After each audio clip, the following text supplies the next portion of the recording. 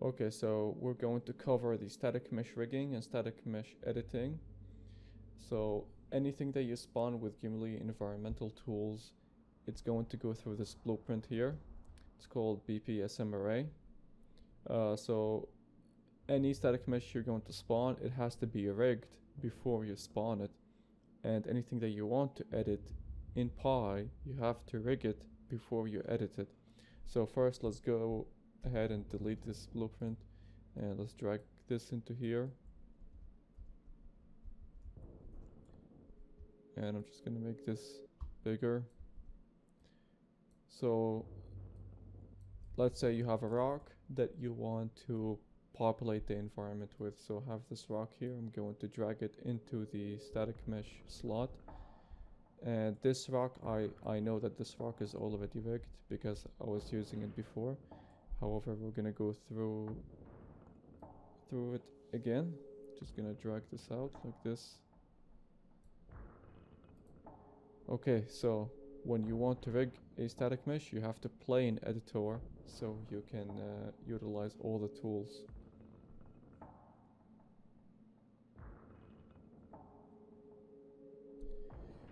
So when you click over the static mesh, you're going to see this circle here. And just a quick overview, if you went through the documentation, you already know how to control these static meshes, but I'm going to go through it again now. When you click on the static mesh and you have it selected and you hit the middle mouse button, you're going to move it around in the world. And if you want to move it along the vertical orientation, you want to hold the Alt button on your keyboard. And if you want to move it horizontally only, you want to hold the Control button on your keyboard. And if you want to rotate the static mesh, you can hold the right mouse button. And if you want to scale it up and down, you can hold the Alt button on your keyboard and you use the mouse wheel.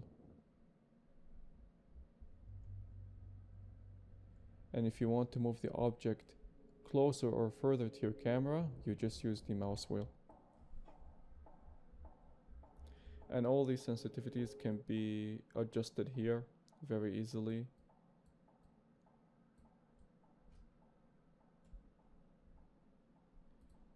And when you are navigating the world, you are also able to adjust the sensitivity of the camera speed in here. So if I have this all the way up, it's going to be very fast. Okay, so that was just a quick overview of how to navigate and also edit these static meshes. So before you rig this static mesh, first you want to hit the auto rig. That's going to make sure that this circle here is going to be placed in the center of the static mesh. So to select different orientations of the static mesh, you use the WASD buttons on your keyboard. So if I hit the W, I'm going to go to the up orientation. If I hit the A, I'm going to go to the left.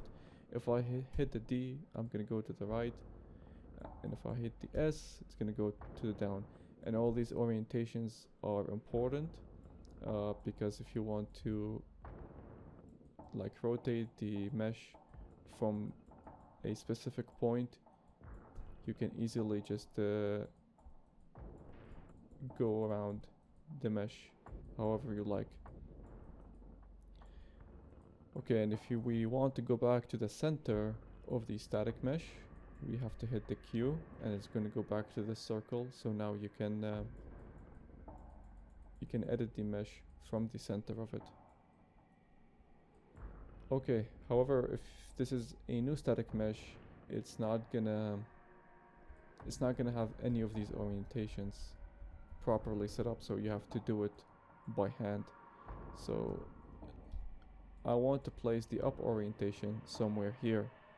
So what I'm gonna do is I'm going to hold the Control button on the keyboard and then left mouse click to that area And then I'm going to repeat the same thing for the other orientations.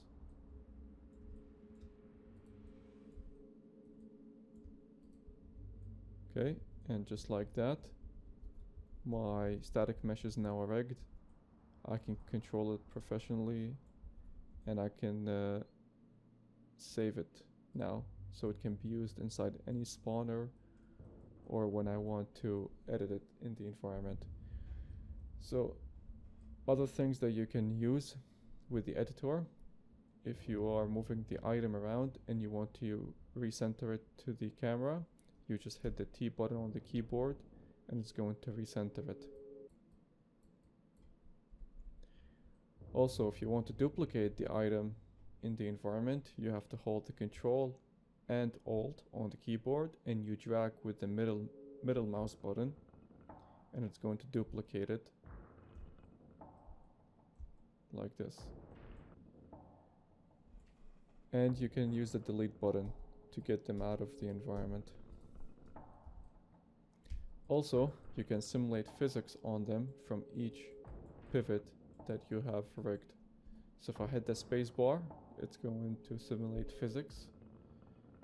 And if I hit the spacebar again, it's going to freeze it.